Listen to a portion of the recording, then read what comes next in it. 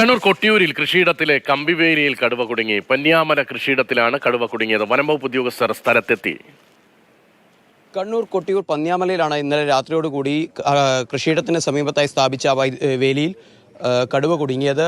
ഇരതേടിയുള്ള യാത്രയുടെ ഭാഗമായിട്ടായിരിക്കാം ഇന്നലെ രാത്രിയോടുകൂടി വേലിയിൽ കുടുങ്ങിയത് എന്നാണ് ഇപ്പോൾ പ്രാഥമിക നിഗമനമായി വരുന്നത്. ഫോറസ്റ്റ് ഉദ്യോഗസ്ഥരും അതുപോലെ തന്നെ വലിയ പോലീസ് സന്നാഹവും ഇവിടെയുണ്ട്. ആളുകൾ കടുവയെ കാണാനാവുന്നതിൽ നിന്ന് വരുന്നതിൽ നിന്ന് വിലക്കിയിട്ട് കൃത്യമായിട്ടുള്ള സുരക്ഷാ മാനദണ്ഡങ്ങളൊക്കെ തന്നെ ഇവിടെ ഒരുക്കിയിട്ടുണ്ട്. അല്പനിമിഷങ്ങൾക്കകം തന്നെ ഇവിടെ വേലികളൊക്കെ തന്നെ സ്ഥാപിച്ച് സുരക്ഷ കൃത്യമാക്കി മുന്നോട്ടേക്ക് പോകുന്നുണ്ട്.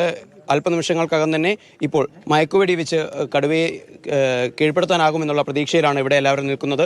ദൃശ്യങ്ങളിൽ നിന്ന് തന്നെ നമുക്ക് വ്യക്തമാണ് ഇത് വലിയൊരു ജനവാസ മേഖലയാണ്. മുൻപും ഇത്തരത്തിലുള്ള വന്യജീവി ആക്രമണങ്ങളൊക്കെ തന്നെ ഇവിടെ ഉണ്ടായിരുന്നു. കാട്ടാനയുടെ ആക്രമണം ഉണ്ടായിരുന്നു. സമീപ പ്രദേശത്തൊക്കെ തന്നെ ഒരാൾക്ക് ജീവൻ നഷ്ടപ്പെടുന്ന ഒരു സാഹചര്യം ഉണ്ടായിരുന്നു. ഒരാൾക്ക് ഗുരുതരമായ പരിക്കേറ്റ് അയാൾ ഇപ്പോഴും കിടപ്പിലാവുന്നൊരവസ്ഥയുമുണ്ട്. പക്ഷേ ഇത്തരത്തിൽ കടുവയുടെയും പുലിയുടെയും ഒക്കെ തന്നെ ആശങ്കകൾ നിലനിന്നിരുന്നെങ്കിലും ജനങ്ങൾ നേരിട്ടാണ് ഇത്തരത്തിൽ ആശങ്കാജനകമായിട്ടുള്ള ഒരു സ്ഥിതിഗതിയെ നേരിട്ട് അഭിമുഖീകരിക്കേണ്ട ഒരവസ്ഥ വരുന്നത്.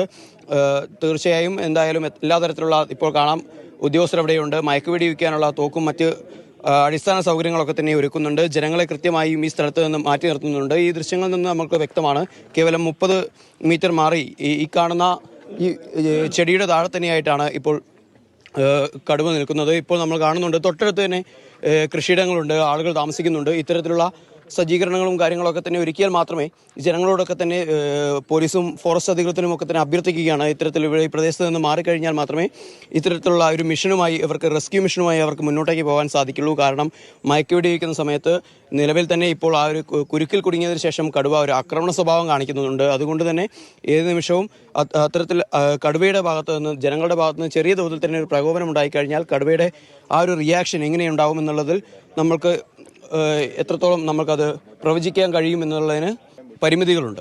കൊട്ടിയൂരിൽ നിന്നും സാരംഗ് സുരേഷ്, മാതൃഭൂമി ന്യൂസ്.